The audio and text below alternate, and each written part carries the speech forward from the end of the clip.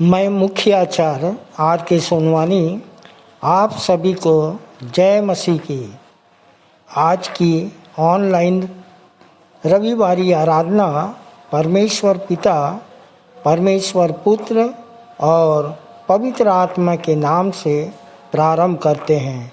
आमीन और आमीन। आइए आज की आराधना हम प्रारंभ करते हैं। प्रारंभ में हम एक छोटी प्रार्थना कर लेंगे बहन श्रीमती ईश्वरी बंजारे की अगुवाई में। आप सबको जय मसीह की। मेरा नाम ईश्वरी बंजारे है और मैं ग्राम दर्री घाट से आती हूँ। मेरे आने का कारण था शैतानी शक्ति लगी थी, यहीं की दुआ प्रार्थना से बचाई गई हूँ। जैसे मैं बच्चों से दूसरों को बचाने के प्रयास करती हूँ। प्रभु में आए हुए मुझे 5 वर्ष हो चुके हैं। आइए प्रार्थना में जाएं। धन्यवाद करते पिता परमेश्वर का और अपने अगुओं को जो मुझे प्रथम प्रार्थना के लिए चुने हैं। धन्यवाद परमेश्वर पिता, धन्यवाद सर्वशक्तिमान परमेश्वर कि आपने पूरे सप्ताह भर हमें सारे अपराध पाप गुनाहों से बचा के रखा, हर रोग मुसीबत से बचा के रखा, अपनी छत्र छाया में रखा। हम धन्यवाद करते प्रभु जी। प्रार्थना करते हैं पिता परमेश्वर आज सुंदर रविवार की आराधना के लिए पिता कि जितने भी भाई बहन जुड़ते हैं आते हैं उन सब की रक्षा करना, इच्छा मनोकामना को पूरी करना, ज्ञान बुद्धि समझ के आत्मा देना परमेश्वर पिता। और पिता परमेश्वर रविवार की आराधना में जो भी वचन का बीज बोया जाता है, भेंटों का चढ़ाया जाना, रोटी को तोड़ा जाना, संदेशों का दिया जाना, सब कुछ आपको सुखदायी सुगंधित में ग्रहण योग्य होने पाए प्रभु जी, ऐसी प्रार्थना करते हैं। प्रार्थना करते हैं पिता परमेश्वर आपकी सभी दास भक्तों को जो तन मन धन से समर्पण है पिता, सबके घर परिवार पर आय के श्रोते पर आशीष कर और अपने दर्शन प्रकाशन से मालामाल कर पिता कि यूं ही मृत्यु पर्यंत तक आप में बने रहे और आपके कार्यों को ईमानदारी से करने वाले बने, आपके सहयोग से ऐसी प्रार्थना करते हैं। प्रार्थना करते हैं पिता परमेश्वर इस देश से राज्य को, देश के प्रधान, देश के अगुवे के लिए पिता आपके डर भय में देश के राज की संचालन कर सके और कोई भी प्रकार की पिता परमेश्वर कोई भी प्रकार की दुर्घटनाएं ना हो, देश में स्वतंत्र रहने पाए ताकि सब आनंद आपकी अगुवाई में दूतों की मदद में होने पाए, इसी प्रार्थना करते हैं। जहाँ जहाँ आपके नाम की कलीसिया लगते हैं पिता, वो नेक हर एक जगहों को भी आपकी सर्वशक्तिमान हाथों में सौंपते प्रभु जी। आपकी शांति अमन रहे, आपकी पाक उपस्थिति रहे, आपके लोगों पर अनुग्रह बनी रहे से प्रार्थना करते हैं। क्योंकि पिता आपने सारे जगत मानव जाति से ऐसा प्रेम किया है कि अपने अकलौता पुत्र को दे दिया है कि जो कोई आप पर विश्वास करे वे अनंत जीवन पाए। मेरे खुदा परमेश्वर हम धन्यवाद करते प्रभु जी। आने वाले सप्ताह में भी हमें संभालना ताकि हम सब एकत्रित होकर आपकी स्तुति आराधना करने पाए और जो बातें छूट गए पिता नहीं कह पाए उसे भी आपके हाथों में देते हैं। आगे के जीवन को, समर्पण को, सारी बातों को, आराधना को आपके हाथों में सौंपते हुए धन्यवाद के साथ छोटी दुआ प्रभु यीशु के नाम से मांगते हैं। आमीन। के शुभ अवसर पर आइए हम बड़े हर्ष के साथ गीत गाएं 145 स्तुति के गीत से, प्यारा हिंदुस्तान हमारा प्यारा हिंदुस्तान।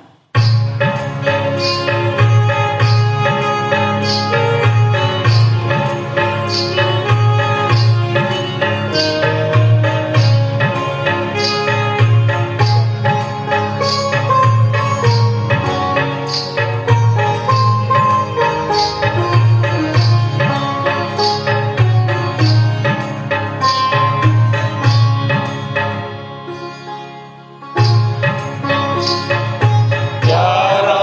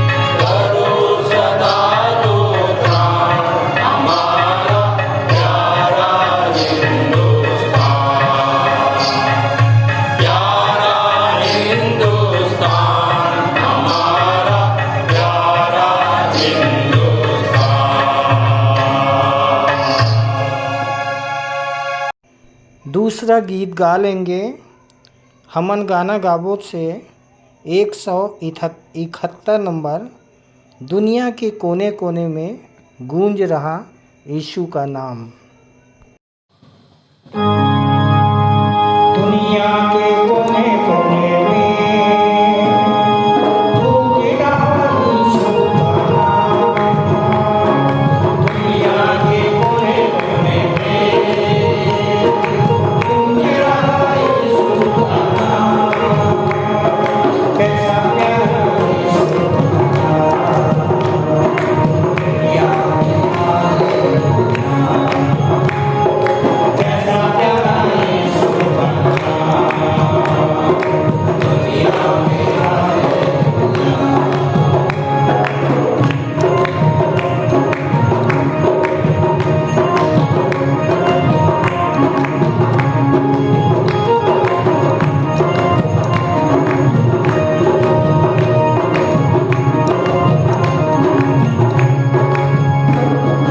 आकाश के नीचे लोगों के बीच में और कोई नाम नहीं है।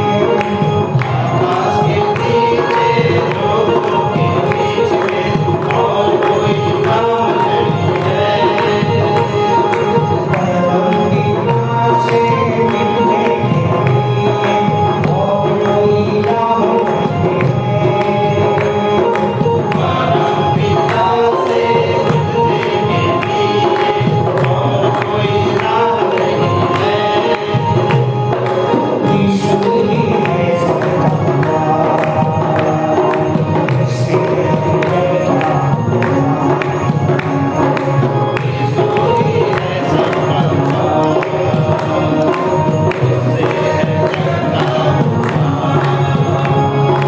दुनिया के कोने कोने में गूंज रहा यीशु का नाम। कैसा प्यारा यीशु का नाम। दुनिया में कैसा प्यारा यीशु का नाम। दुनिया में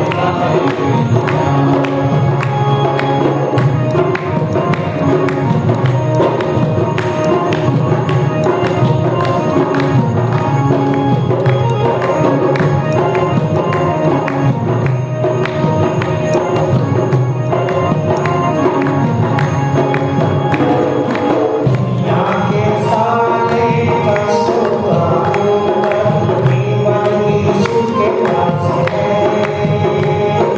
दुनिया के सारे कष्टों का उत्तर केवल यीशु के पास है।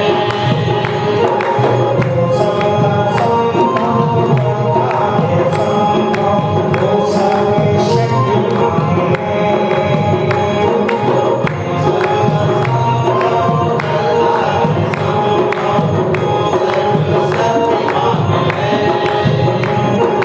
नहीं कोई उसके समान। यीशु है सबसे नहीं कोई उसके समान। यीशु है सबसे दुनिया के कोने कोने में दुनिया के कोने कोने में गूंज रहा यीशु का नाम। कैसा प्यारा यीशु का नाम। दुनिया में आए कैसा प्यारा यीशु का नाम। दुनिया में आए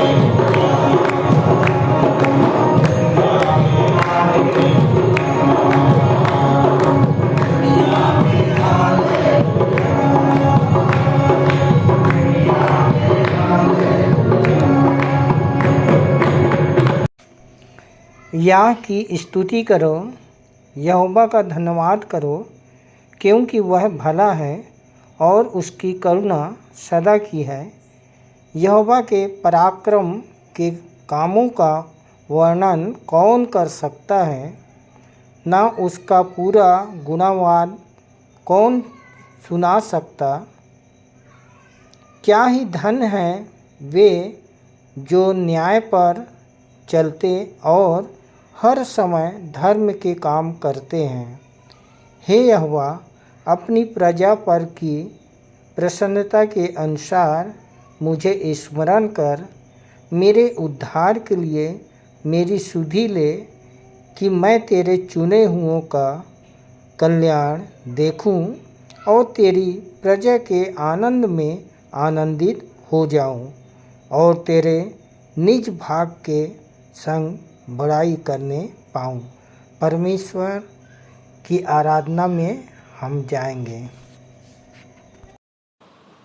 आइए हम आराधना के प्रारंभ में प्रभु की महिमा के लिए गीत गा लेंगे, जो स्तुति गीत क्रमांक 98 में पाया जाता है।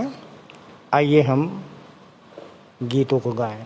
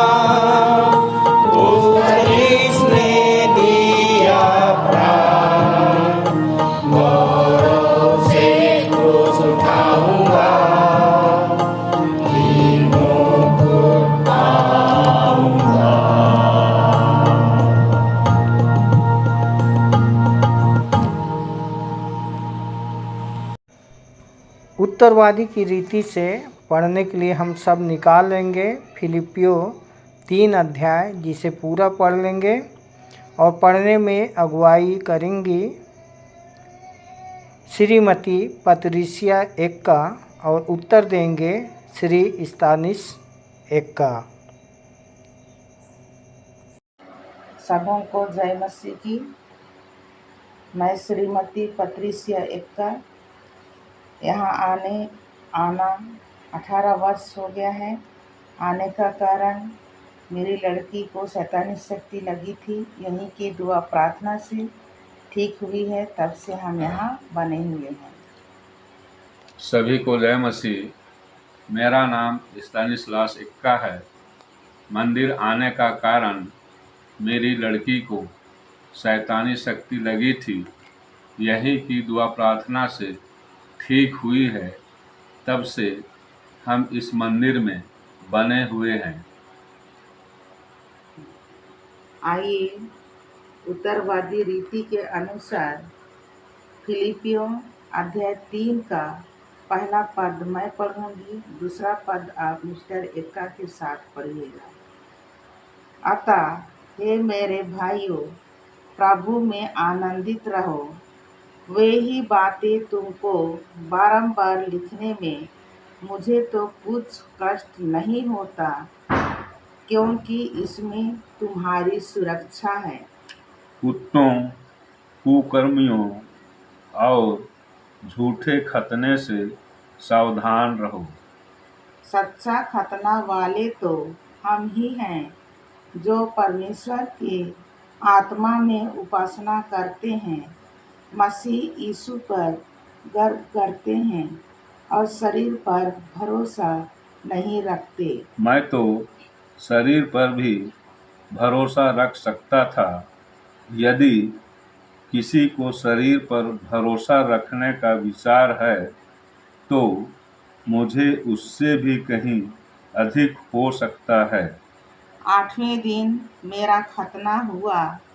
इज़राइल जाति के बिन्यामीन गोत्र का हूँ, इब्रानियों का इब्रानी, व्यवस्था पालन की दृष्टि से फरीसी हूँ। उत्साह की दृष्टि से मैं कलीसिया का सताने वाला और व्यवस्था की धार्मिकता के अनुसार निर्दोष था। परंतु जो बातें मेरे लाभ की थी, उन्हीं को मैंने मसीह के कारण हानि समझ लिया है। इससे भी बढ़कर मैं अपने प्रभु यीशु मसीह के ज्ञान की श्रेष्ठता के कारण सब बातों को तुच्छ समझता हूँ, जिसके कारण मैंने सब वस्तुओं की हानि उठाई है और उन्हें कूड़ा समझता हूँ, जिससे मैं मसीह को प्राप्त करूँ और मैं मसीह में पाया जाऊं, यह अपनी उस धार्मिकता से नहीं जो व्यवस्था से उत्पन्न होती है, परंतु उस धार्मिकता से जो मसीह पर विश्वास करने से मिलती है, अर्थात उस धार्मिकता से जो केवल विश्वास के आधार पर परमेश्वर से प्राप्त होती है, जिससे कि मैं उसको और उसके जी उठने के सामर्थ्य को तथा उसके साथ दुखों में सहभागी होने के मर्म को जानूं, कि उसकी मृत्यु की समानता को प्राप्त करूं, कि मैं भी मृतकों के पुनरुत्थान को प्राप्त कर सकूं। यह नहीं कि मैं प्राप्त कर चुका हूँ या सिद्ध हो चुका हूँ, पर उस उद्देश्य की पूर्ति के लिए अग्रसर होता जाता हूँ, जिसके लिए मसीह यीशु ने मुझे पकड़ा था। हे भाइयों, मेरी धारणा यह नहीं कि मैं प्राप्त कर चुका हूँ, परंतु यह एक काम करता हूँ कि जो बातें पीछे रह गई हैं, उन्हें भूलकर आगे की बातों की ओर बढ़ता हुआ लक्ष्य की ओर दौड़ा जाता हूँ कि वह इनाम पाऊँ, जिसके लिए परमेश्वर ने मुझे मसीह यीशु में ऊपर बुलाया है। अतः हम में से जितने परिपक्व हैं, वही विचार रखें, और यदि किसी बात में तुम्हारा मतभेद हो, तो परमेश्वर उसे भी तुम पर प्रकट कर देगा। जिस स्तर तक हम पहुँच चुके हैं, उसी के अनुसार आचरण करें। भाइयों, तुम सब मिलकर मेरा अनुकरण करो और उन्हें ध्यान से देखो जो इस रीति से चलते हैं जिसका नमूना तुम हम में देखते हो। क्योंकि मैं तुमसे पहले अनेक बार कह चुका हूँ और अब भी रो रो कर कहता हूँ कि ऐसे बहुत हैं जो अपने आचरण से मसीह के क्रूस के शत्रु हैं। उनका अंत विनाश है, उनका परमेश्वर पेट है। वे अपनी निर्लजता की बातों पर गर्व करते हैं और सांसारिक वस्तुओं पर मन लगाए रहते हैं। परंतु हमारी नागरिकता स्वर्ग की है, जहाँ से हम उद्धारकर्ता प्रभु यीशु मसीह के आगमन की प्रतीक्षा उत्सुकता से कर रहे हैं। आइए अंतिम वचन हम सब मिलकर एक साथ पढ़ते हैं। वह अपनी शक्ति के उस प्रभाव के अनुसार जिसके द्वारा वह सब वस्तुओं को अपने वश में कर सकता है, हमारी दीनहीन देह का रूप बदलकर अपनी महिमामय देह के अनुरूप बना देगा। परमेश्वर इस वचन के पढ़े और सुने जाने पर हम सबको आशीष दे। आमीन। आइए हम विश्वास वचन बोलें। मैं सर्वशक्तिमान पिता पर स्वर्ग और पृथ्वी के सृजनहार परमेश्वर पर विश्वास रखता हूँ। मैं उसके एकलौते पुत्र हमारे प्रभु यीशु मसीह पर, जो पवित्र आत्मा के सामर्थ के द्वारा कुमारी मरियम से जन्मा, जिसने पोंतियुस पिलातुस के राज्य में दुख उठाया, जो क्रूस पर टांगा गया और मारा गया, जो गाड़ा गया और अदृश्य लोक में पहुंचा और तीसरे दिन मृतकों में से फिर जी उठा, जो स्वर्ग पर चला गया और सर्वशक्तिमान पिता परमेश्वर के दाहिने हाथ विराजमान है और जीवितों और मृतकों का न्याय करने फिर आने वाला है। विश्वास रखता हूँ मैं पवित्र आत्मा पर, पवित्र सार्व कलीसिया पर, संतों की संगति पर, देह के पुनरुत्थान पर, पापों की क्षमा पर और अनंत जीवन पर विश्वास रखता हूँ। आमीन। सामान्य सामाजिक एवं पारिवारिक कलीसियाई प्रार्थना हम कर लेंगे। प्रार्थना में अगुवाई आचार्य डॉक्टर शीतला सूर्यवंशी करेंगी। आप सबको जय मसीह की। मेरा नाम आचार्य डॉक्टर शीतला सूर्यवंशी है और प्रभु में आए मुझे 16 वर्ष हो गए।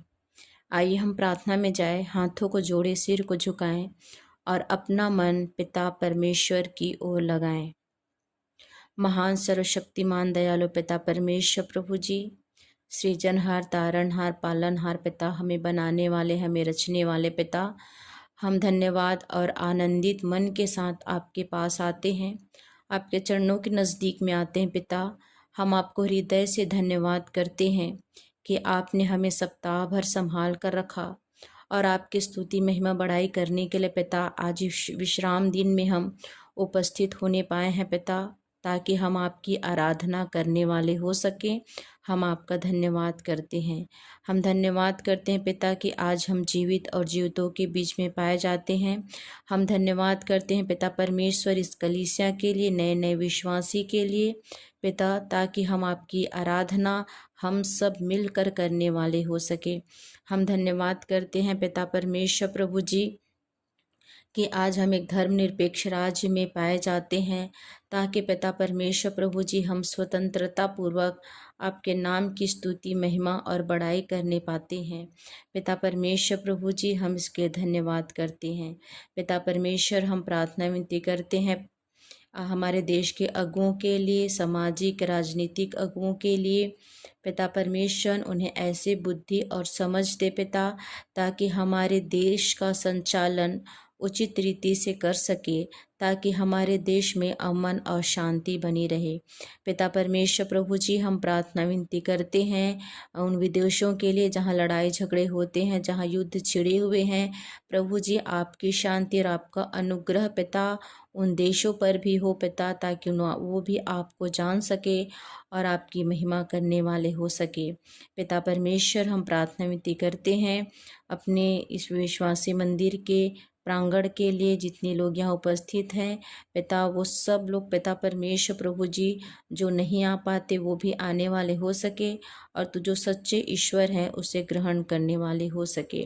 पिता हम प्रार्थना विनती करते हैं अस्पताल के लिए पिता परमेश्वर, जो हॉस्पिटल हैं उस पर जितने मरीज आते हैं, न केवल संसारिक चंगाई या शारीरिक चंगाई परंतु आत्मिक चंगाई को प्राप्त करके जाने वाले हो सके और आपकी महिमा कर सके। पिता परमेश्वर हम प्रार्थना विनती करते हैं संडे स्कूल के बच्चों के लिए, टीचर के लिए, और जितने लोग पिता परमेश्वर प्रभु जी आपके नाम का सुसमाचार फैलाते हैं, आपके नाम के सुसमाचार पिता परमेश्वर लोगों को सुनाते हैं, उन्हें प्रभु में लाते हैं, उन्हें भी ऐसी बुद्धि समझ देता कि आपके कार्यों में प्रभु जी हम और आगे बढ़ते जाएं, और आपके पिता परमेश्वर धर्म और राज्य की खोज पिता हम निरंतर करने वाले हो सके, ताकि बहुतों को आग में से झपट कर निकाल कर प्रभु जी उनका उद्धार एवं मोक्ष कराने वाले हो सके। पिता परमेश्वर प्रभु जी हम प्रार्थना विनती करते हैं पिता अपने मंदिर के संचालक, सह संचालिका, आचार्य, सहायक आचार्यों के लिए और उन भाई बहनों के लिए पिता जो आज तन मन और धन से आपकी स्तुति आराधना करते हैं। पिता परमेश्वर कोई भी बीमारी, कोई भी दुष्टि की शक्तियाँ उनके जीवन में कार्य करने वाले ना हो सके प्रभु जी। हम आपके वचन के अनुसार पिता परमेश्वर हम चलने वाले हो सके और आपकी आज्ञाओं का पालन करने वाले हो सके, क्योंकि हम आज्ञा ना मानने के कारण ही प्रभु जी हम उस अदन से निकाले गए थे, क्योंकि आपने तो हमें अपने समान व स्वरूप में बनाया और वो सारे अधिकार को दिया था, परंतु पिता परमेश्वर हमने आज्ञा को तोड़ा और प्रभु जी उस स्वर्ग से निकाले गए।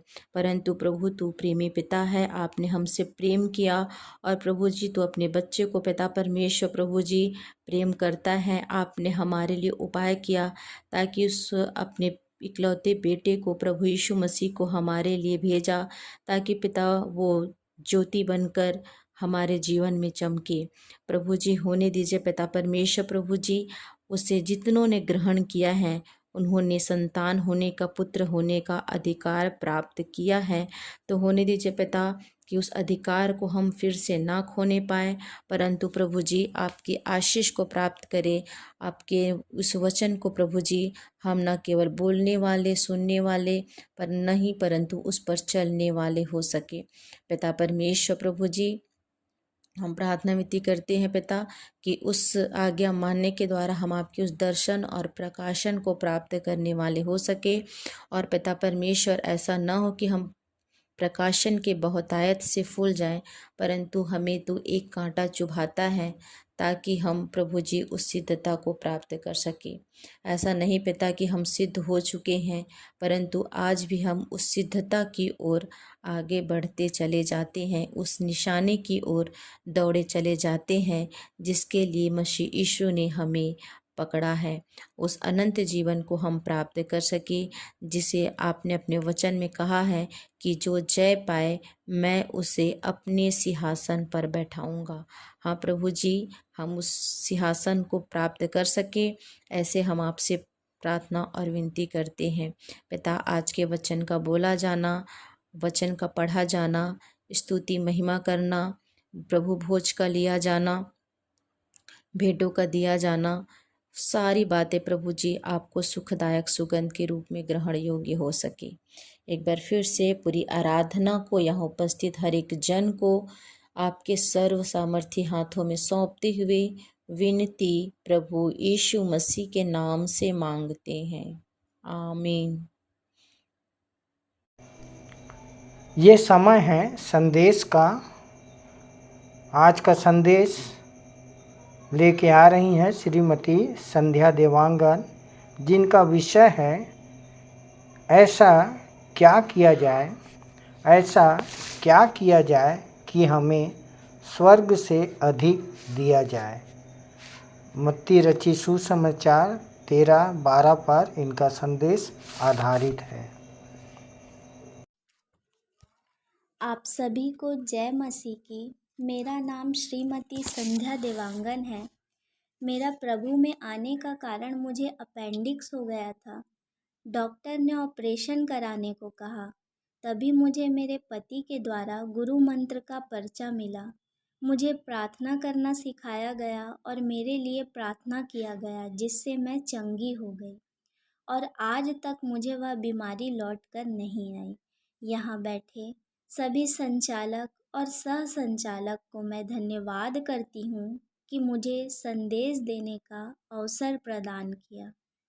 मेरा टॉपिक है ऐसा क्या किया जाए कि हमें स्वर्ग से अधिक दिया जाए।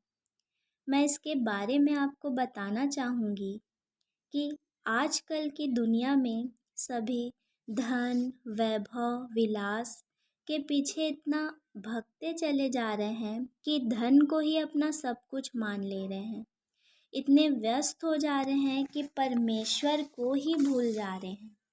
धन कमाना गलत बात नहीं है, पर अपने जीवन निर्वहन के लिए कमाना और वैभव विलास के लिए कमाना, ये दोनों में अंतर है।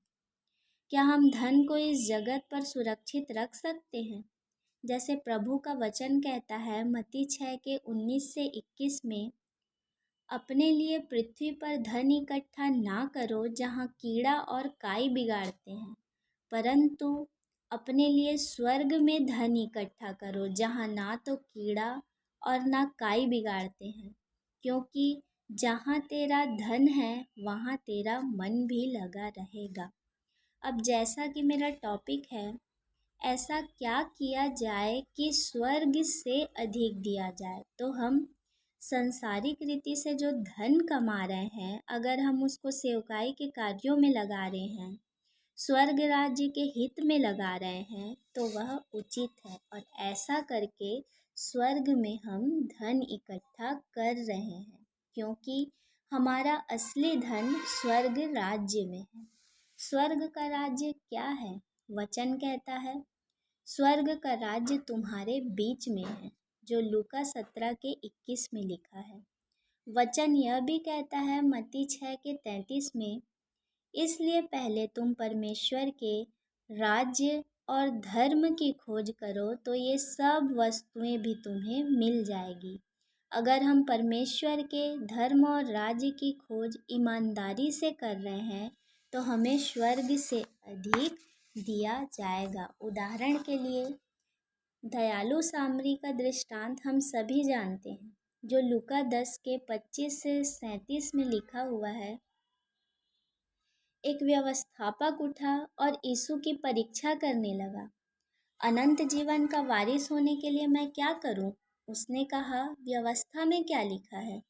उसने उत्तर दिया, तू प्रभु अपने परमेश्वर से अपने सारे मन और अपने सारे प्राण और अपनी सारी शक्ति और अपनी सारी बुद्धि के साथ प्रेम रख और अपने पड़ोसी से अपने समान प्रेम रख। यीशु ने कहा, तुम्हारा उत्तर सही है, यही कर तो तू जीवित रहेगा।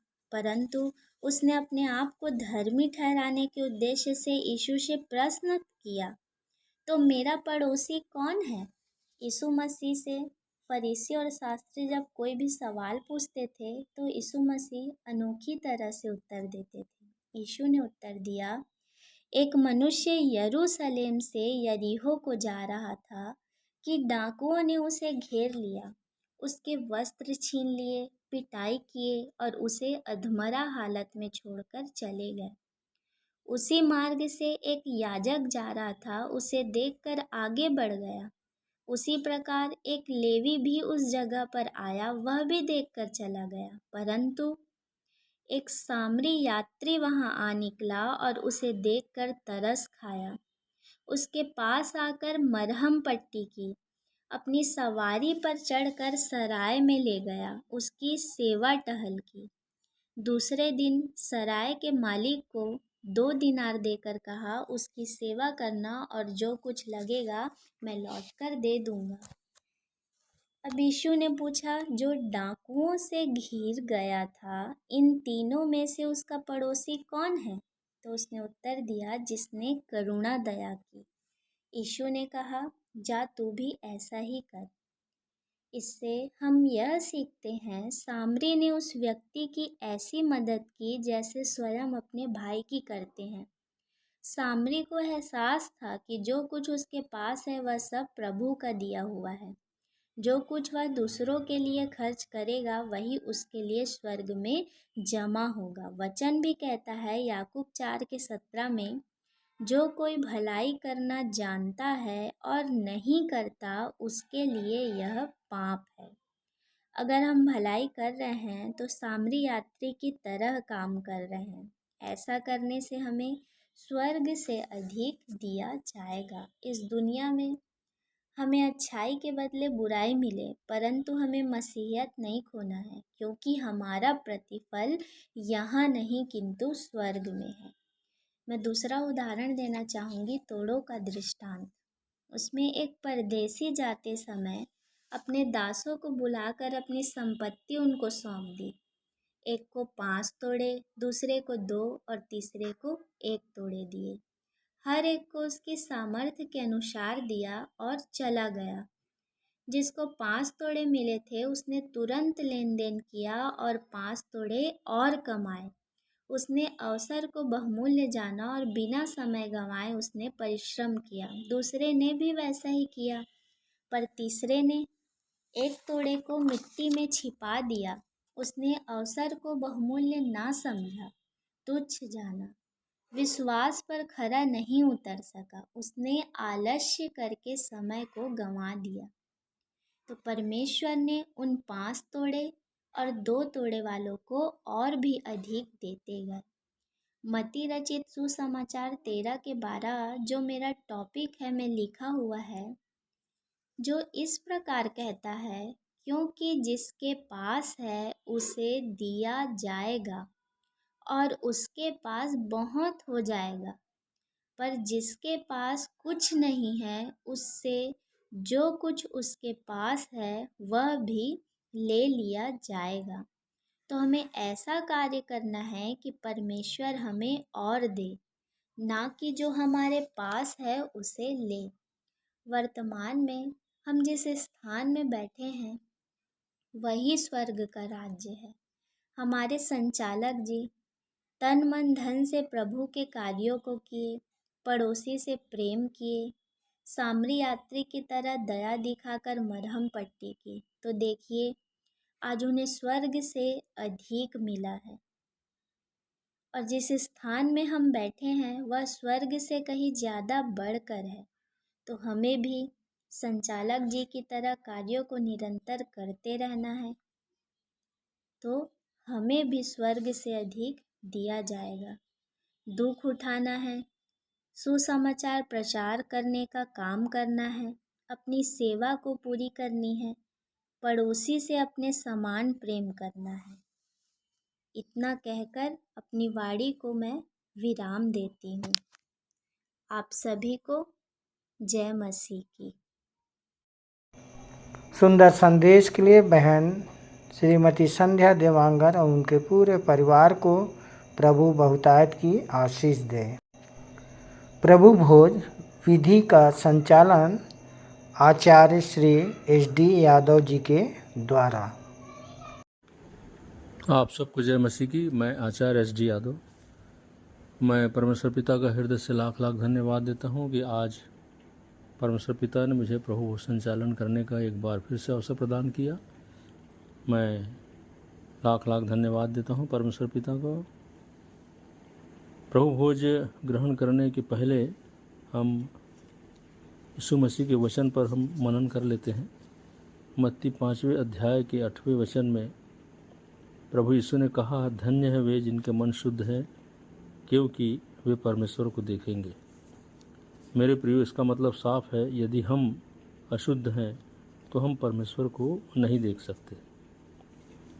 मेरे प्रियो, वचन कहता है यूहन्ना 1 अध्याय उसके 18वें पद में कि परमेश्वर को किसी ने कभी नहीं देखा, इकलौता पुत्र जो पिता की गोद में है उसी ने उसे प्रकट किया। जब तक हमारा मन अशुद्ध है हम परमेश्वर की आशीषों को अपने जीवन में नहीं देख सकते। हमारा मन यदि मैला है, परमेश्वर के समीप हम नहीं जा सकते, हम उसके करीब नहीं जा सकते, तो फिर शुद्ध कैसे हो सकते हैं मेरे प्रियो। जबकि मन में तो असाध्य रोग लगा है। यिर्मयाह 17 अध्याय उसके 9वें वचन में कहता है, मन तो सब वस्तुओं से अधिक धोखा देने वाला होता है और उसमें असाध्य रोग लगा है। उससे कैसे हम छुटकारा पा सकते हैं और हमें छुटकारा पाने के लिए क्या करना पड़ेगा। यशायाह 64वें अध्याय उसके 6वें वचन में लिखा है, हम तो सब के सब अशुद्ध मनुष्य कैसे हैं और हमारे धर्म के काम सब के सब मैले चिथड़ों के समान हैं। मेरे प्रियो, प्रभु भोज के समय हम एक गीत गाते हैं, आपका मैला वस्त्र अब उतार के छोड़, उसके लोह में शुद्ध होके आ, मन अशुद्ध के लिए सोता बहता है, उसके लोह में शुद्ध होके आ। मेरे प्रियो, जब तक हम अपने मैले वस्त्र को उतार कर छोड़ नहीं देते, मैले वस्त्र का मतलब है अर्थात हम अपने अंदर की सारी बुराइयों को, बुरी भावनाओं को, बुरी सोच को, बुरे विचारों को, बुरे आचरण व्यवहार को त्याग नहीं देते, हम शुद्ध नहीं हो सकते। यदि हमारे मन में किसी के प्रति ईर्ष्या है, जलन है, कुड़न है, द्वेष है, हम दिन भर किसी की बुराई करते रहते हैं, हम शुद्ध नहीं हो सकते। मेरे प्रियो, मन में जमे हुए इस गंदगी को, मैले वस्त्र को साफ नहीं कर लेते, हम अशुद्ध ही रहेंगे। परमेश्वर की आशीषों को अपने जीवन में देखने के लिए इन सारी बुराइयों को हमें छोड़ना ही पड़ेगा, त्यागना ही पड़ेगा, तभी हम उसके समीप आ सकते हैं, आज उसकी मेज में हम शामिल हो सकते हैं। मरकुस रचित सुसमाचार उसके 7वें अध्याय के 14वें पद में यीशु ने कहा, ऐसी कोई वस्तु नहीं जो मनुष्य में बाहर से समाकर उसे अशुद्ध करे, परंतु जो मनुष्य में से निकलता है वही मनुष्य को अशुद्ध करता है। अर्थात मनुष्य के मन में बुरे बुरे विचार, चोरी, हत्या, परस्त्रीग्रमण, लोभ, दुष्टता, छल इत्यादि निकलती है। सब बुरी बातें भीतर ही से निकलती हैं और मनुष्य को अशुद्ध करती हैं। और इसलिए यीशु ने कहा लूका 11वें अध्याय में कि जिसने बाहर का भाग बनाया, क्या उसने भीतर का भाग नहीं बनाया, परंतु हाँ, भीतर वाली वस्तुओं को दान कर दो। अर्थात हमें अपने अंदर की सारी बुराइयों को छोड़ देना है, त्याग देना है, तो सब कुछ हमारे लिए शुद्ध हो जाएगा। हमें मन में जमे हुए मैल की सफाई रोज़ करनी है मेरे प्रियो। इन सारी बुराइयों से हमें तभी छुटकारा मिल सकता है और तब हम परमेश्वर की आशीषों को अपने जीवन में देख पाएंगे। इस छोटे से वचन के द्वारा परमेश्वर हम सबको आशीषित करे।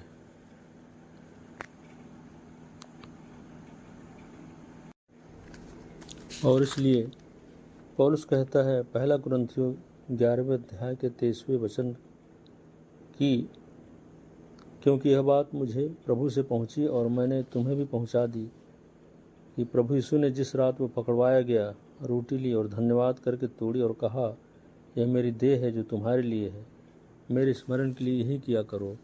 और इसी रीति से उसने ब्यारी के पीछे कटोरा भी लिया और कहा, यह कटोरा मेरे लहू में नई वाचा है, जब कभी पियो तो मेरे स्मरण के लिए यही किया करो।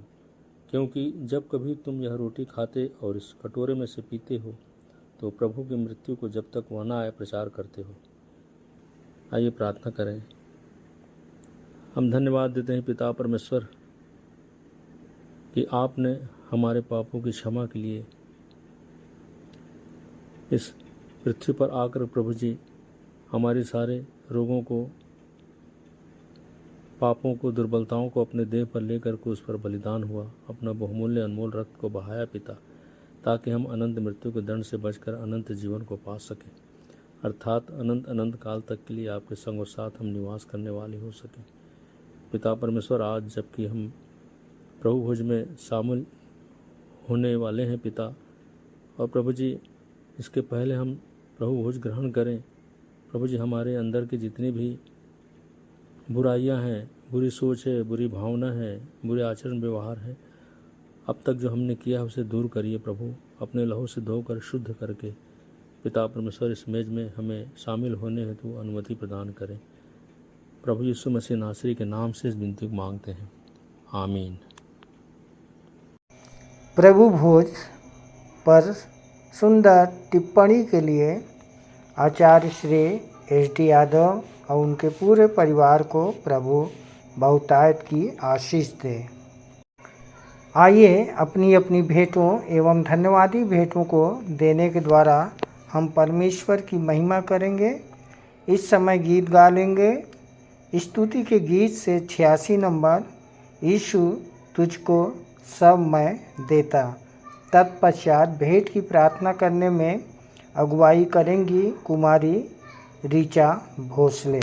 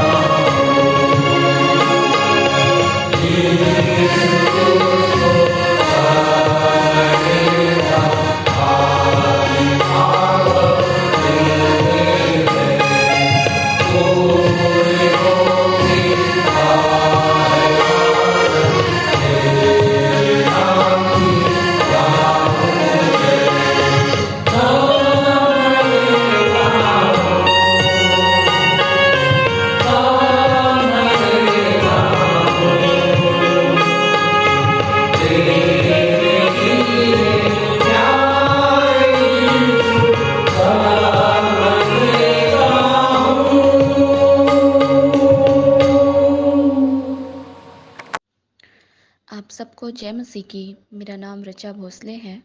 प्रभु में आए मुझे 10 वर्ष हो गए। आइए हम भेंट की प्रार्थना में जाएं। हमारे सर्वशक्तिमान जीवित दयालु प्रेमी पिता परमेश्वर, बड़े ही धन्यवाद के साथ पिता, एक बार फिर से आपके प्रिय बेटे प्रभु यीशु मसीह के मधुर और मीठे नाम में आपके चरणों के समीप में आते हैं पिता, और एक बार फिर से आपको हृदय की गहराइयों से धन्यवाद करते हैं। धन्यवाद देते हैं पिता जीवन के तमाम उत्तम आशीषों के लिए। प्रभु जी, आपने हमें स्वस्थ भला चंगा रखा। प्रभु जी, धन्यवाद करते हैं। प्रभु, जो आशीषें आपने हमें दी है पिता, उसी आशीषों में से कुछ अंश प्रभु हम आपके चरणों के समीप में लाए हैं पिता परमेश्वर। तो बड़ी दया से प्रभु आप हमारे भेंट को ग्रहण करिए, और जिन छोटे बड़े हाथों ने प्रभु आपको दिया है प्रभु, आप उन्हें आशीषित करिए, उनके परिवार को आशीषित करिए। प्रभु जी, हम प्रार्थना करते हैं विशेषकर उन भाई बहनों के लिए जिन्होंने अपना विशेष भेंट प्रभु आपके राज्य में बोया है पिता परमेश्वर, जिन्होंने अपने बारी का पहला फल दिया है। प्रभु जी, पिता परमेश्वर, आप उनके खेत खलियानों को भी आशीषित करिए, उनके परिवार को आशीषित करिए, उनके बाल बच्चों को भी आशीषित करिए पिता। किसी भी बात की घटी और कमी ना हो परमेश्वर पिता। ये जितने भेंट प्रभु आपके राज्य में बोया गया है परमेश्वर, वो सब प्रभु आपके राज्य में उपयोग हो सके पिता परमेश्वर, और हर एक जन प्रभु आशीषित हो सके। जिन हाथों ने भेंट नहीं भी बोया है प्रभु, उनके लिए भी हम प्रार्थना करते हैं परमेश्वर पिता कि आप उन्हें भी ऐसी आशीष दीजिए प्रभु जी, कि वो भी परमेश्वर आपके राज्य में बोने वाले बने। प्रभु जी, हम प्रार्थना करते हैं कि प्रभु हमारे जीवन में ऐसे बार बार मौके आए परमेश्वर कि हम आपके राज्य में बोने वाले बने। प्रभु जी, प्रार्थना करते हैं कि आप हम सबको संभालिएगा, आशीषित करिएगा प्रभु जी। पिता परमेश्वर, हर एक प्रकार के मौद्रिक मानसिकता से बचा कर रखिएगा, और हम अपना जीवन प्रभु आपके हाथों में समर्पित करते हैं पिता परमेश्वर। आगे की आराधना को प्रभु आपके हाथों में सौंपते हुए धन्यवाद के साथ इस दुआ को अपने एकमात्र जीवित उद्धारकर्ता प्रभु यीशु मसीह के मधुर और मीठे नाम में होकर मांग लेते हैं पिता, आमीन। मैं मुख्य आचार्य आर के सोनवानी आप सभी को जय मसीह की। आप लोगों को सूचना से अवगत करा दूं, हमारी रविवारी आराधना ऑनलाइन और ऑफलाइन दोनों चलती है। समय का विशेष ध्यान दें, प्रातः 10 बजे से दोपहर 12:30 बजे तक। जिनको जिनको आराधना में जिम्मेदारी दी जाती है, उनको ऑनलाइन और ऑफलाइन दोनों में बोलना है। ऑनलाइन के लिए अपना ऑडियो बनाकर शुक्रवार शाम तक अवश्य ही मुझको भेज देवें। विशेष सूचना, प्रायः यह देखा जा रहा है कि ऑनलाइन आराधना में जो प्रार्थना उत्तरवादी पाठ है, जो संदेश है, की रिकॉर्डिंग शुक्रवार शाम तक नहीं भेजी जाती, जिससे शनिवार रात भर सेटिंग करने में लग जाता है। अतः अब संचालक मंडल द्वारा निर्णय लिया गया है कि जिसकी रिकॉर्डिंग शुक्रवार शाम तक नहीं पहुंचेगी, उसे आने वाले समय में अवसर नहीं दिया जाएगा। तदनुसार इस आदेश का कड़ाई से पालन किया जाएगा। आदेशानुसार संचालक मंडल, विश्वासी मंदिर, बिलासपुर। 25/8/2024 की रविवारी आराधना के लिए आप लोगों को सूचित कर दूं, जिसका संचालन कुमारी अनुग्रह कुर्रे के द्वारा, प्रारंभिक प्रार्थना श्रीमती सोनी सारथी के द्वारा, उत्तरवादी पाठ 2 तीमुथियुस 2 अध्याय हम पूरा पढ़ लेंगे। पढ़ने में अगुवाई करेंगे श्रीमती अंजलि यादव और उत्तर देंगे श्री सौरभ यादव। सामान्य सामाजिक एवं पारिवारिक कलीसियाई प्रार्थना आचार्य कुमारी बबीता सिंह के द्वारा। संदेश होगा, हम 2 संदेश सुन लेंगे। पहला संदेश भाई श्री रानू शुक्ला के द्वारा, जिनका विषय है चट्टान पर बनाए घर ताकि आंधियाँ ना कर पाए बेघर। मत्ती 7:24 से 27 आप अपने संदेश के लिए ले सकते हैं। दूसरा संदेश श्रीमती काजल भोरे के द्वारा, जिनका विषय है याद रखना है अपने जीवन के कल्याण को, याद रखना है अपने जीवन के कल्याण को, धीरज से बचाए रखना है प्राण को। आप अपने संदेश के लिए लूका 21:19 ले सकते हैं। प्रभु भोज विधि का संचालन सहायक आचार्य श्रीमती रुक्मणी गेंदले के द्वारा, भेंट की प्रार्थना कुमारी चांदनी भारती के द्वारा। हम सूचना मुख्य आचार्य आज के सुनवारी से सुन लेंगे। मुख्य संदेश अपने संचालक जी के द्वारा उत्तरवादी पाठ पर हम सुन लेते हैं। अंतिम प्रार्थना सहायक सह आचार्य कुमारी विमला सूर्यवंशी के द्वारा और संचालक जी की आशीष से सभा का समापन करेंगे। धन्यवाद। आइए अंत में सुन लेते हैं अपने मंदिर के संचालक जी द्वारा पिछले सप्ताह के संदेशों की समीक्षा एवं उत्तरवादी पाठ पर संक्षिप्त टिप्पणी तथा आज के व्यवहारिक जीवन में इसका उपयोग। प्रभु यीशु मसीह के मधुर मीठे नाम में फिर से आप सबको एक बार जय मसीह की। प्रियो, कितने आनंद की बात है कि हम 15 अगस्त को स्वतंत्रता दिवस मना सके और हमारे लिए डबल आनंद की बात है कि न केवल हम देश से ऐसे देश में पाए जाते हैं जहाँ के हम स्वतंत्र हैं, परंतु हम ऐसे दर्शन को पाए हुए हैं, बाइबल के दर्शन को, जिसमें हम सत्य को जानते हैं।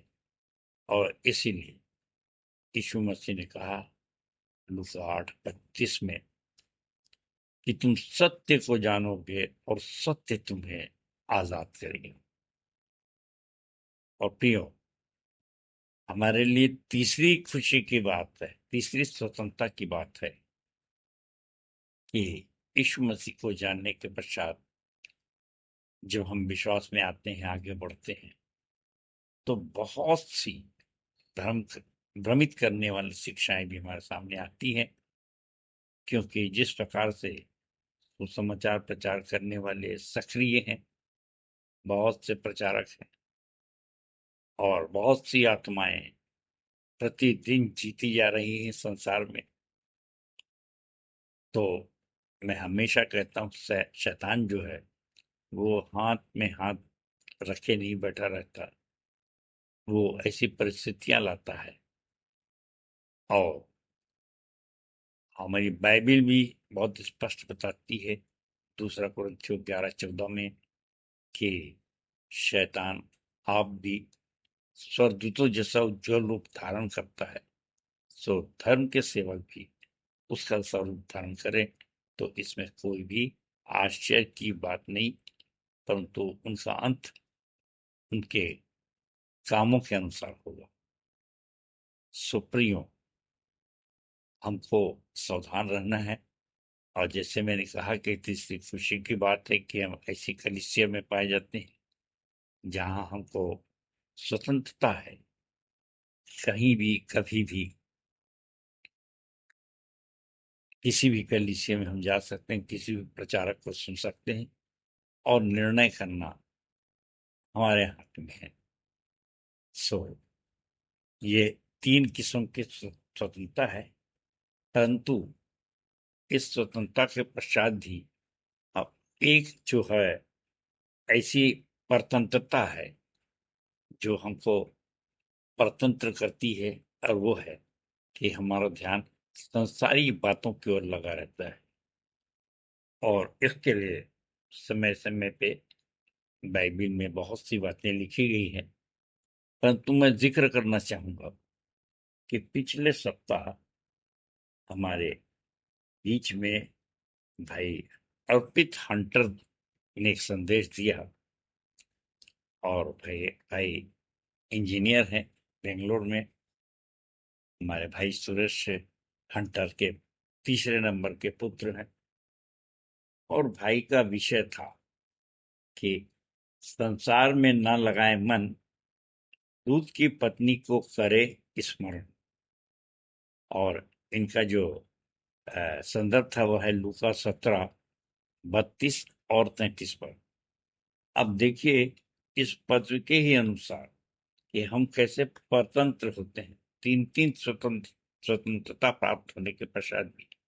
सो मैं आपके सामने पढ़ रहा हूँ लूका 17:32 और 33 पर, जहां इस प्रकार से लिखा है, लूत की पत्नी को स्मरण करो, जो कोई अपना प्राण बचाने का प्रयत्न करता है वह उसे खोएगा, और जो उसे खोएगा वह उसे जीवित रखेगा।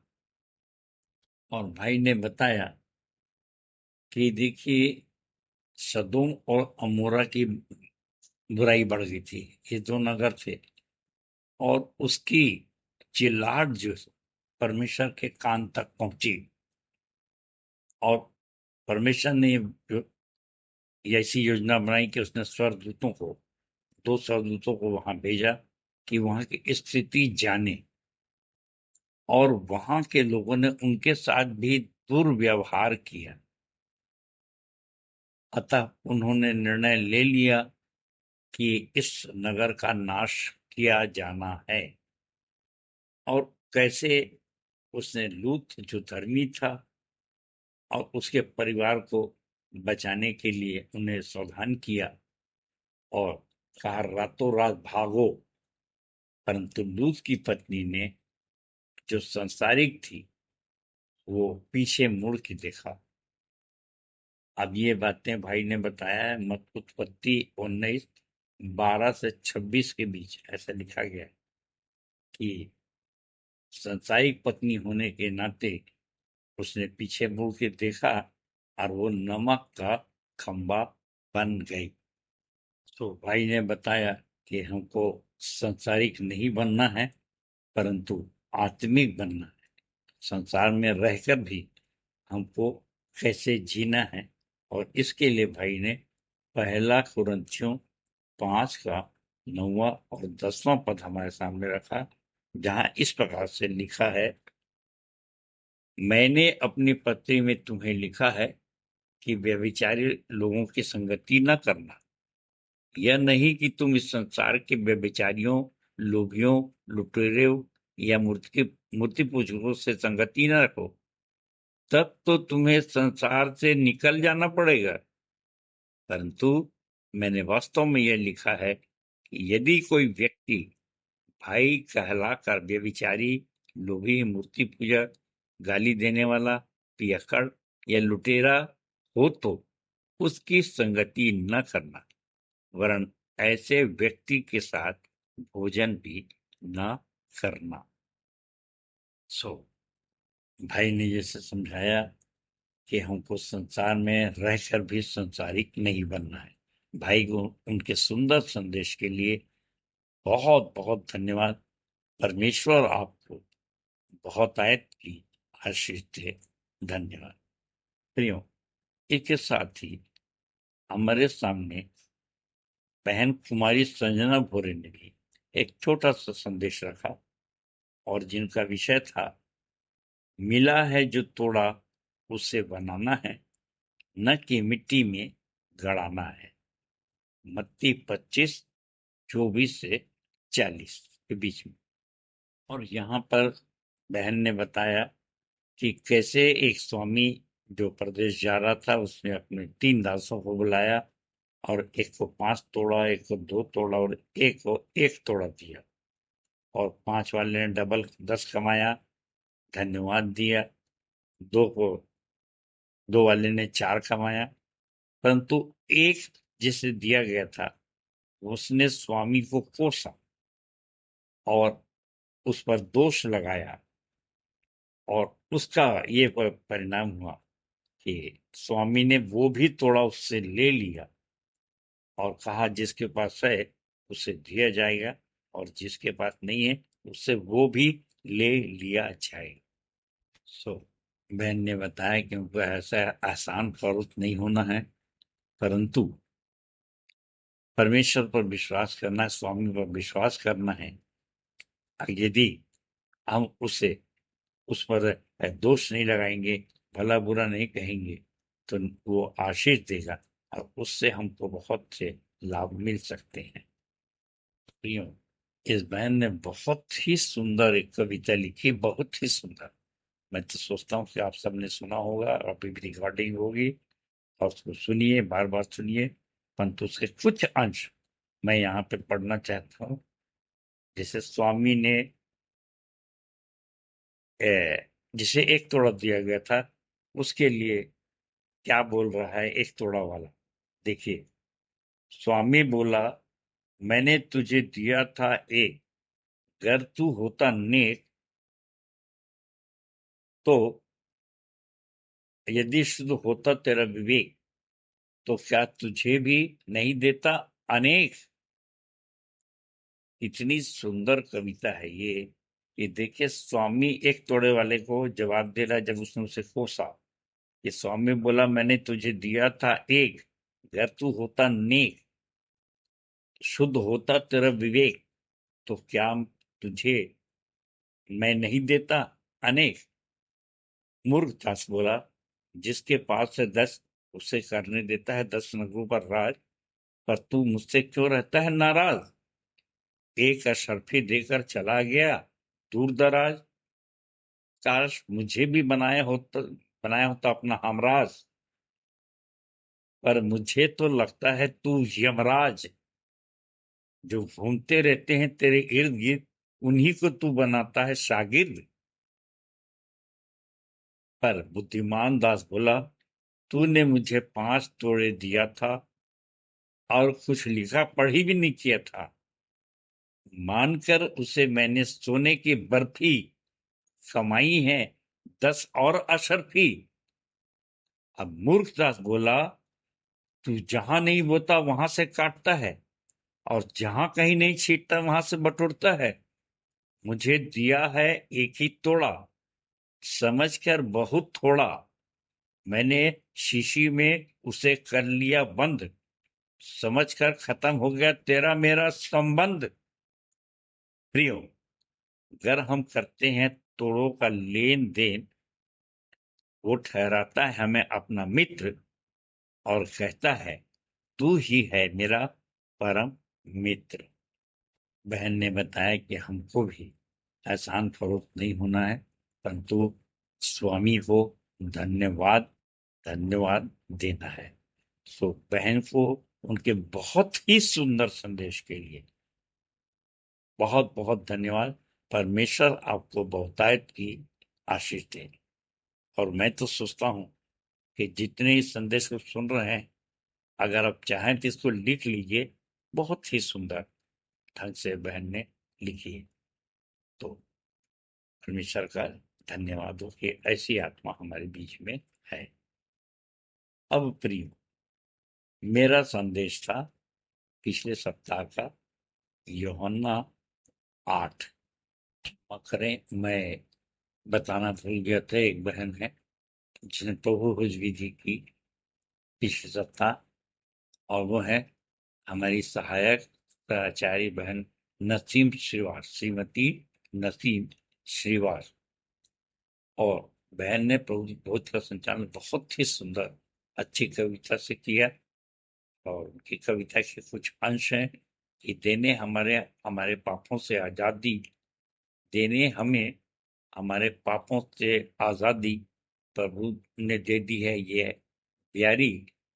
और सो अब है हमारी बारी, शुद्ध बुद्धि और विवेक से इसे लेना है और प्रभु के काम में निरंतर आगे बढ़ना है, क्योंकि लेके एक जल रूपी बपतिस्मा हम पा सकते हैं प्रभु की समीपता।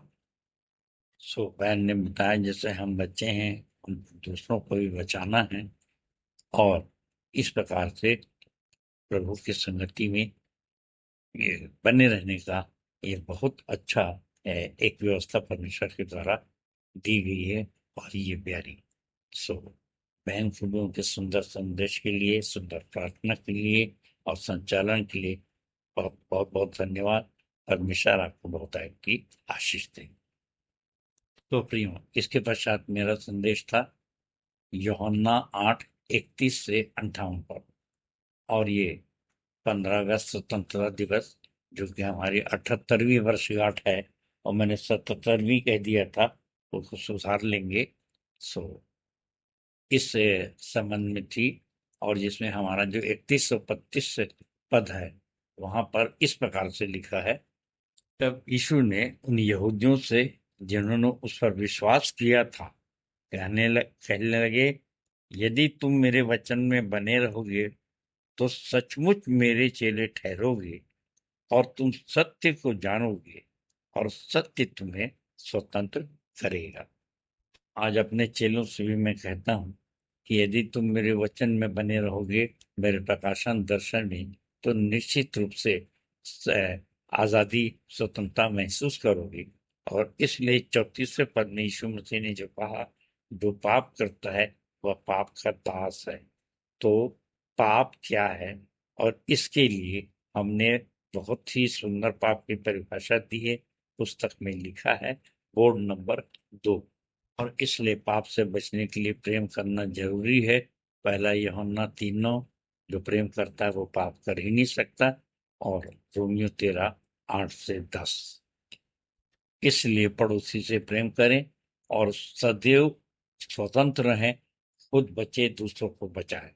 सो परमेश्वर के इस परमेश्वर अपने छोटे वचन पर आशीष दे। सबको जय मसीह की। और इसके पश्चात है आज का उत्तरवादी पाठ फिलिपियों 3। आइए देखते हैं। प्रभु यीशु मसीह के मधुर और मीठे नाम फिर से एक बार आप सबको जय मसीह की। प्रियो, पिछले सप्ताह हमने स्वतंत्रता दिवस मनाया, और जैसे कि विचार रखे जाते हैं कि हमारी स्वतंत्रता को, हमको न केवल देश की स्वतंत्रता चाहिए, परंतु आत्मिक स्वतंत्रता भी चाहिए। और इसके लिए आवश्यक है कि हमारी धार्मिकता सच्ची हो, और हमारा उद्देश्य क्या है ये एकदम सुनिश्चित हो कि मसीहियों का लक्ष्य क्या होना चाहिए। सो इस संबंध में फिलिपियों 3:1-21, जो आज का उत्तरवादी पाठ है, पौलुस हमारे सामने रखता है, और जिसकी शुरू की 2 आयतें मैं आपके सामने पढ़ रहा हूं। फिलिपियों 3:1 और 2। निदान हे मेरे भाइयों, प्रभु में आनंदित रहो। वे ही बातें तुमको बार बार लिखने में मुझे तो कुछ कष्ट नहीं होता, और इसमें तुम्हारी कुशलता है। कुत्तों से चौकस रहो, उन बुरे काम करने वालों से चौकस रहो, उन काट कूट करने वालों से चौकस रहो, उन काट कूट करने वालों से चौकस रहो।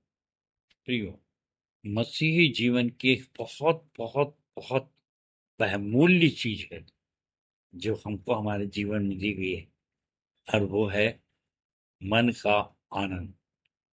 खुद आनंदित रहो और दूसरों को भी हमेशा आनंदित रखो। प्रियो, कितनी अच्छी अच्छी बातें बार बार पौलुस लिखता है फिलिपियों 4:4 में, प्रभु में सदा आनंदित रहो। मैं फिर कहता हूँ आनंदित रहो। यहाँ पर भी वो फिर कह रहा है आनंदित रहो। परंतु कौन सी ऐसी बातें हैं जो हमारे आनंद को छीन लेती है, जबकि हम जानते हैं कि विश्वासियों के लिए हर बात मिलकर भलाई ही को उत्पन्न करती है। बड़े आनंद की बात है, चाहे कोई हमारे भला करे या बुरा करे, और हम दुश्मन से भी प्रेम करके आनंदित होते हैं, क्योंकि उससे हम परम प्रधान की संतान कहलाते हैं। और उसने हमें कहा है कि जितनों ने उसे ग्रहण किया, यूहन्ना 1:12, उन्हें उन्हें पुत्र होने का अधिकार दिया। तो कितने कितने आनंद की बात है कि हमारा प्रेमी परमेश्वर हमको खुश रखना चाहता है। और अंत में भी उसने यही कहा कि जो प्राण देने तक विश्वास योग्य रहे तो जीवन का मुकुट पाएगा। ये सारी बातें कितने आनंद की बात है, और हमारे आनंद में जो बाधा उत्पन्न करती है, ये कौन सी बातें हैं, इस पर हमको जरूर विशेष ध्यान यहाँ पर पौलुस आकर्षित कर रहा हमारा। और वो कहता है कुत्तों से सावधान। और आज जब कुत्तों की बात आ रही है तो ये अजीब बात है कि आज के ज़माने में हम जानते हैं कि कुत्ते कई प्रकार के होते हैं। डाबरमैन, पमेरियन, लेब्राडोर और एल्सेशियन, और हमारे मोहल्ले के भी कुत्ते हैं जो गलियों में घूमते रहते। परंतु ये क्या करते हैं, बहुत भौंकते हैं, चिल्लाते हैं, टाइम बे टाइम काट, और जरा लापरवाही की तो काट भी देते हैं, फिर 14 इंजेक्शन लगते हैं। तो ये शब्द का उपयोग क्यों किया यहाँ पर पौलुस ने, और उसका कारण क्या है कि कई बार हमारे बीच में भी ये होता है कि इन बातों से हम नाराज होते हैं कि कोई हमारे झूठी आलोचना करता है। अब ये झूठी आलोचना निश्चित रूप से आपको क्रोध दिलाती है। और उस समय भी पौलुस के साथ यही हुआ कि जो यहूदी थे उस समय के, उससे वे सिखाते थे कि उद्धार पाने के लिए खतना आवश्यक है, जबकि हम जानते हैं कि आज बपतिस्मा की विधि है, पर वे उसको नहीं मानते थे और दो ग्रुप बन गया। अब एक ग्रुप होता है जो कि सिर्फ आलोचना करता है, और यहाँ पर हमको ये आवश्यक है कि जो हमारे दर्शन प्रकाशक को नहीं मानता उसकी भी हमको आलोचना नहीं करना है। और प्रियो, यहाँ पर देखिए कि ऐसा नहीं कि हम में कोई कमी नहीं हो सकती, कोई बुराई नहीं हो सकती, परंतु ये है कि जो शेर मन वाले होते हैं वे सामने आके बैठते हैं, कम्युनिकेशन बनाए रखते हैं, और हम चर्चा करके उन समस्या का वे समाधान पा लेते हैं। परंतु कुत्ते ऐसा नहीं करते, ये पीछे से आके कभी चुपचाप से काटेंगे। तो ये इसलिए उसने पौलुस ने यहाँ पर उन्हें ये कहा। अब ये देख लीजिए कि ये आज की बात नहीं है, यीशु मसीह के समय से चला आया। आप जानते हैं कि यहूदा इस्करियोती एक चेला, जो कैसे दिखा तो रहा है कि मैं बहुत प्यार करता हूँ सामने, परंतु वो उस ढंग से छुप के यीशु मसीह को पकड़वा रहा था। और इसके संबंध में ये उस यीशु का ही भाई यहूदा कितनी अच्छी बात लिखता है। यहूदा की पत्री 12वां पद पढ़ रहा हूँ। ये तुम्हारी प्रेम सभाओं में तुम्हारे साथ खाते पीते समुद्र में छुपी हुई चट्टान सरीखे हैं, और बेधड़क अपना ही पेट भरने वाले रखवाले हैं। वे निर्जल बादल हैं जिन्हें हवा उड़ा ले जाती है, पतझड़ के निष्फल पेड़ हैं जो 2 बार मर चुके हैं और जड़ से उखड़ गए। तो प्रियो, इन कुत्तों के बारे में हमारे जो इस्लाम मानते मुसलमान भाई जो हैं वे कुत्ते नहीं पालते। वे कहते हैं कि इनके भूखने से पवित्र आत्मा जो स्वर्गदूत होते हैं वो भागते हैं, नफरत करते हैं इनसे। और मैंने जो प्रयास किया है वो ये है कि अपने प्रियो को जैसे मुर्गी अपने पंखों तले रखती है अपने बीच में रखूं।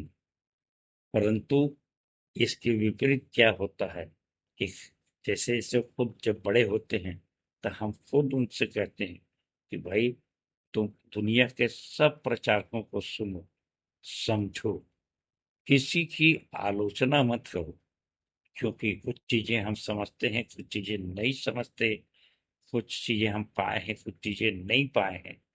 और मैंने तो ये प्रयास किया कि जब वो बड़े हो जाते हैं, जैसे मुर्गी भी बोलती है और पक्षी बोलते हैं, तुम बड़े हो गए हो, अपने से अपना दाना चुग सकते हो, खुद खोजो, भला बुरा क्या है खुद जानो।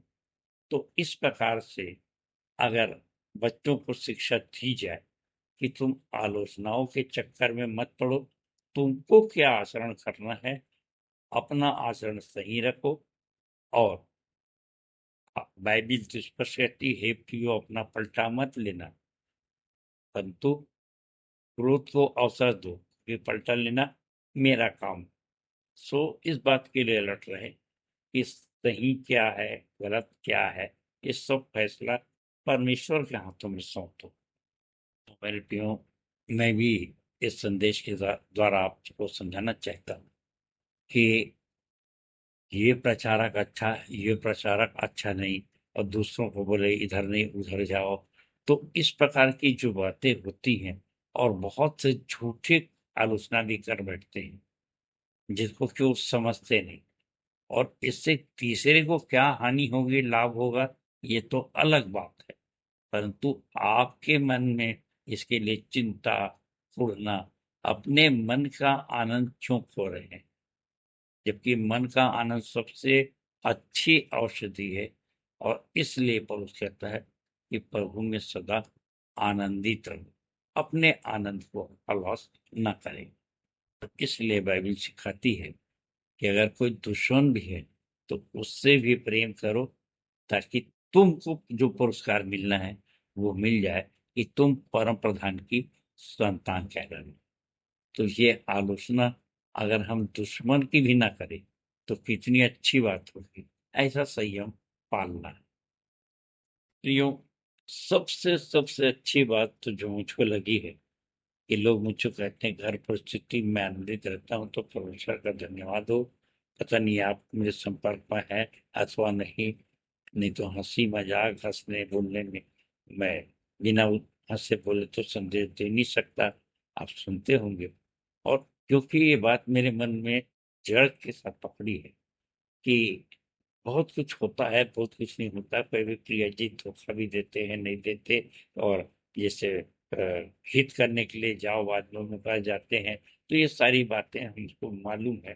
परंतु अपना आनंद हम कैसे खोएं, जबकि प्रभु हमको सारे रिटर्न भर देंगे। क्यों? क्योंकि वचन कहता है कि मसीहियों के लिए, विश्वासियों के लिए हर बात मिलकर भलाई ही को उत्पन्न करती। हम लुट गए, हमको कोई धोखा दे दिया, चाहे कुछ भी किया, प्रियो, कितने आनंद और आनंद और आनंद की ही बातें हैं सब। सो ये हमारे लिए बहुत अच्छी बात है। और इसी विचार को लिखते हुए मैं 8वें पद को आपके सामने पढ़ना चाहता हूँ, विशेष ध्यान दीजिए। अब ये पद मैं गिडियन बाइबल से पढ़ रहा हूँ, क्योंकि इसमें एक अच्छा शब्द आया, श्रेष्ठता।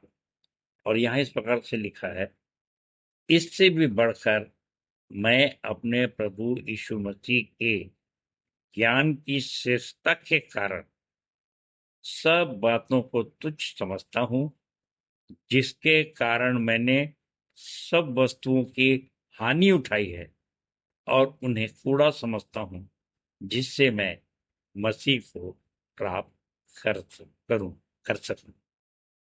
यदि 4 से 12 पद को आप पढ़ेंगे पूरा, तो जो जो साधना उसने किया था, जो जो एजुकेशन लिया था, अपनी सारी योग्यताओं का वर्णन परोस करता है। परंतु कहता है कि मैं अगर श्रेष्ठ ज्ञानी हूं तो इन बातों के चक्कर में मत रहूं कि मेरी कौन आलोचना कर रहा है, परंतु आगे लक्ष्य की ओर चल। 13 से 16 पद अगर आप देखेंगे तो वहां पे इस प्रकार से लिखा है, मैं 12वां पद पढ़ रहा हूं। यह मतलब नहीं कि मैं पा चुका हूं या सिद्ध हो चुका हूं, पर उस पदार्थ को पकड़ने के लिए दौड़ा चला जाता, जिसके लिए मसीह यीशु ने मुझे पकड़ा था।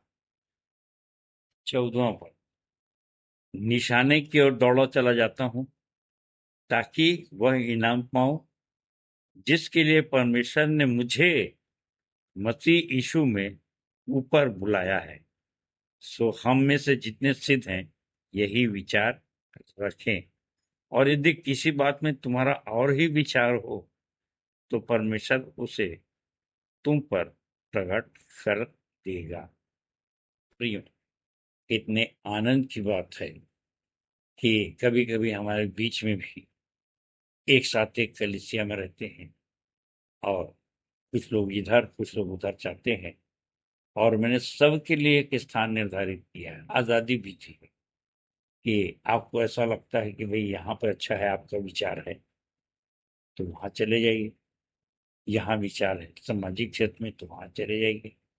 और प्रचारकों के भी तो भरमार है, एक के बाद एक अच्छे से अच्छे प्रचारक आ रहे हैं, और कुछ दिनों में हमारे लोगों का कुछ विचार बदलता भी, आज ये अच्छा है कल वो प्रचारक अच्छा है। और अगर आपका कुछ विचार अलग भी है तो निश्चित रूप से जाइए, और जैसा पौलुस कह रहा है, मेरा अनुसरण करो, कि मुझको कहीं किसी से कोई आपत्ति नहीं। प्रियो, यदि 18वां पद देखें तो पौलुस समझाता है कि बहुतेरे ऐसी चाल चलते हैं जिनकी चर्चा मैंने तुमसे बार बार किया है, और अब भी रो रो कर कहता हूं कि वे अपनी चाल चलन से क्रूस के बैरी हैं। तो आप उनके चक्कर में ना पड़े, परंतु जैसा अंतिम पद कहता है कि अगर आप अपने आप में आनंदित रहेंगे और प्रभु काम करते रहेंगे बिना दूसरों की आलोचना के, तब वो 21वें पद में बहुत बड़ा पुरस्कार हमको दे रहा है। वह अपनी शक्ति के उस प्रभाव के अनुसार जिसके द्वारा वह सब वस्तुओं को अपने वश में कर सकता है, हमारी दीनहीन देह को बदलकर अपनी महिमामयी अर्थात तेजस्वी देह के अनुकूल बना देगा।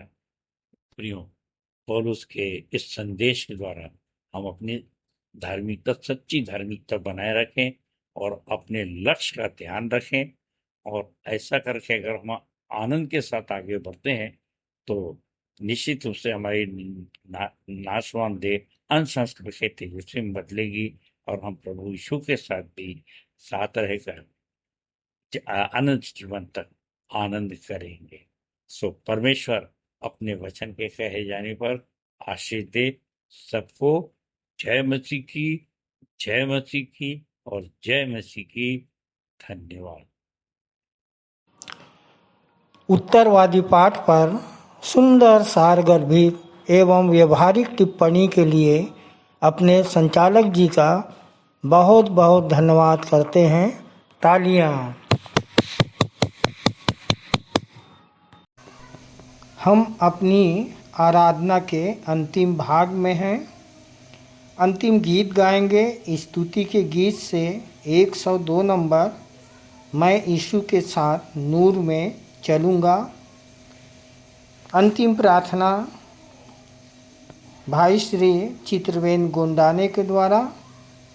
प्रभु की प्रार्थना और सह संचालक श्री आशीष जलाल जी की आशीष से सभा का समापन करेंगे।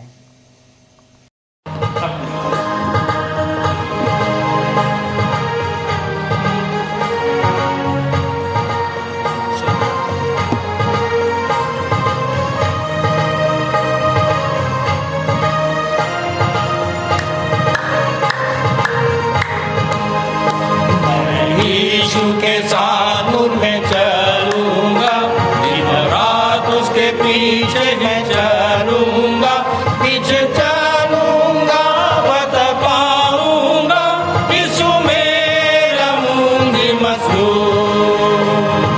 चलते चलते नूर में यीशु के साथ, हालेलुया, चलते चलते थामते यीशु के हाथ, नूर में मैं चलूंगा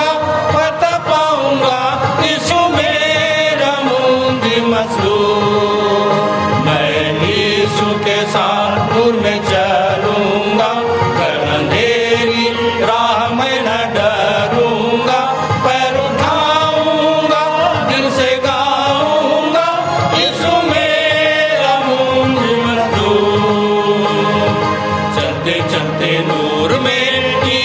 के साथ हालेलुया चलते चलते थामते यीशु के हाथ दूर में मैं चलूंगा फतह पाऊंगा यीशु में रहूंगी मसरूर मैं यीशु के साथ दूर में चलूंगा जब कभी आवाज उसकी सुनूंगा उससे कहूंगा फर्ज सब दूंगा तू ही मेरा मुंगी मसरूर चलते चलते नूर में यीशु के साथ हालेलुया चलते चलते थामते यीशु के हाथ नूर में मैं चलूंगा फतह पाऊंगा यीशु में रहूंगी मसरूर मैं यीशु के साथ नूर में चलूंगा ताकि ताकि रोज मदद पाऊंगा रंजिया खुशी हो या नजदीक मौत हो यीशु में रहूंगी मसरूर चलते चलते नूर में यीशु के साथ हालेलुया चलते चलते थामते यीशु के हाथ नूर में मैं चलूंगा फतह पाऊंगा यीशु में रहूंगी मसरूर मैं यीशु के साथ नूर में चलूंगा अपनी आंख उसकी तरफ लगाऊंगा हाथ में ले सलीब झंडा है बाजी यीशु में रहूंगी मसरूर चलते चलते नूर में यीशु के साथ हालेलुया चलते चलते थामते यीशु के हाथ नूर में मैं चलूंगा फतह पाऊंगा यीशु में रहूंगी मसरूर आप सबको जय मसीह की। मैं चित्रवेन गुंडा ने विश्वासी मंदिर बिलासपुर से सर्वप्रथम परमेश्वर पिता को धन्यवाद देता हूं और अपने अगुओं को धन्यवाद देता हूं कि आज के विश्राम दिन की आराधना में अंतिम प्रार्थना में अगुवाई का मुझे अवसर मिला। आइए हम प्रार्थना में जाएं, हाथों को जोड़ें, स्वरों को झुकाएं और अपना ध्यान और मन पिता की ओर लगाएं। सामर्थी दयालु अनुग्रहकारी परमपिता सेनाओं के यहोवा प्रभु यीशु मसीह के पवित्र और अतुलनीय नाम से आपके अनुग्रह के सिंहासन के निकट आते हैं पिता। हम हृदय से धन्यवाद देते हैं पिता। आज के विश्राम दिन की पवित्र आराधना में गीतों का गाया जाना, वचनों का बोला जाना, संदेश के दिया जाना पिता, और संपूर्ण आराधना में आपने हमारी सहायता मदद अगुवाई की, इसके लिए हृदय से धन्यवाद देते हैं पिता। हम धन्यवाद देते हैं आज की आराधना में आप अल्फा ओमेगा हुए पिता। हम धन्यवाद देते हैं पिता हर एक बातों के लिए पिता परमेश्वर। हम धन्यवाद देते हैं आपके जीवित कलाम के लिए पिता कि प्रेरित पौलुस कहते हैं कि मैं निशाने की ओर दौड़ा चला जाता हूँ ताकि वह इनाम पाऊँ जिसके लिए परमेश्वर ने मुझे मसीह यीशु में ऊपर बुलाया है। होने देना पिता परमेश्वर। जितने विश्वासी भाई बहन हैं पिता, हम सभी प्रभु परमेश्वर पिता निरंतर पौलुस जी की तरह निशाने की ओर दौड़े चले जाएं ताकि वह इनाम पाएं जिसके लिए परमेश्वर ने हमें मसीह यीशु में ऊपर बुलाया है। हम विनती निवेदन प्रार्थना करते पिता, आज के कलाम के द्वारा बोलने वाले और सुनने वाले दोनों आशीषित हों पिता परमेश्वर। और प्रभु परमेश्वर पिता, हम आज के वचन की रोटी जो तोड़ी गई है पिता, ना केवल खुद तक परंतु औरों तक भी प्रभु परमेश्वर पिता उसे बांट सकें, ऐसी प्रार्थना करते हैं पिता। हम विनती निवेदन प्रार्थना करते हैं पिता, जितने भी विश्वासी भाई बहन प्रत्यक्ष अप्रत्यक्ष रूप से नए विश्वासी भाई बहन आज की विश्राम दिन की ऑनलाइन की आराधना में सम्मिलित हुए हैं पिता, उन हर एक को आशीषित करना पिता, होने देना पिता। जिनकी जो भी समस्या हो, चाहे शारीरिक हो, मानसिक हो, आत्मिक हो, पारिवारिक हो, मसीह यीशु के नाम से जाती रहे पिता। और होने देना आने वाले समय में, अगले सप्ताह में ये बड़ी बड़ी गवाहियों को लेकर आपकी महिमा करने वाले हो सके, ऐसी प्रार्थना करते हैं पिता। हम प्रार्थना करते हैं पिता परमेश्वर, आने वाले सप्ताह में भी प्रभु परमेश्वर पिता हम पर अपनी दया अनुग्रह बना कर रखना कि हम फिर से अगले सप्ताह विश्राम दिन की आराधना में शामिल होकर आपकी स्तुति आराधना बढ़ाई करने पाएँ पिता। हम धन्यवाद देते हैं पिता, आज के विश्राम दिन की आराधना में आपने हमें शामिल होने का अवसर दिया पिता। हम और क्या मांगे पिता, सारा आदर महिमा गौरव आपको देते हुए प्रभु यीशु मसीह के पवित्र नाम से छोटी विनती को मांगते हैं, आमीन। हे हमारे पिता, तू जो स्वर्ग में है, तेरा नाम पवित्र माना जाए, तेरा राज्य आए, तेरी इच्छा जैसे स्वर्ग में पूरी होती है, वैसे ही इस पृथ्वी पर भी पूरी हो।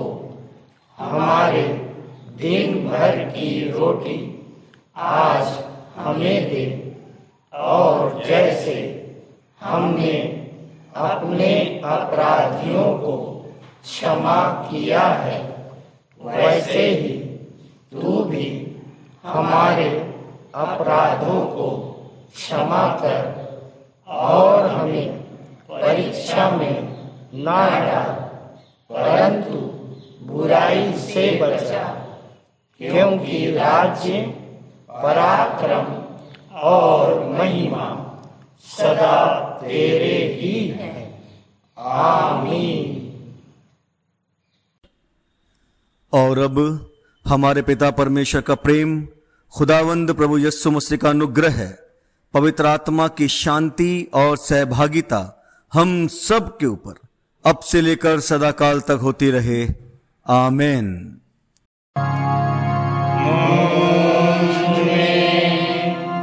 यीशु की शोभा दिखाई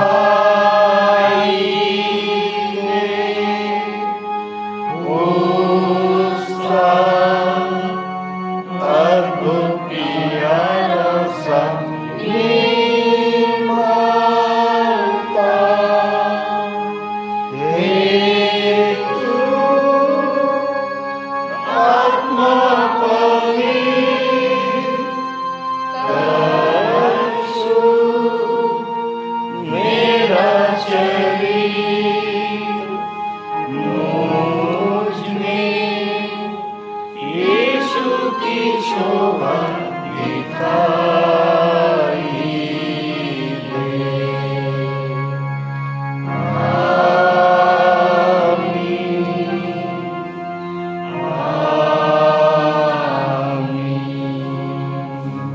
आप सबको जय मसीह की।